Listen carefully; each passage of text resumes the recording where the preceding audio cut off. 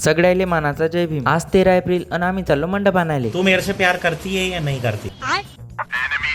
पत्याच्या हातात माझे जीवन देऊन आम्ही चाललो मोरीले। रिकाम टेकडे बसून होते म्हणून या दोन महान आत्म्याले पण उचललं। हे तेच शाळा आहे जिथे मी सोडून मागावचे सगळे पोट्टे शिकायले होते। चला मग आता मंडप नेऊ। खत्म, बाय बाय, टाटा। देखा आपने लापरवाही का नतीजा है।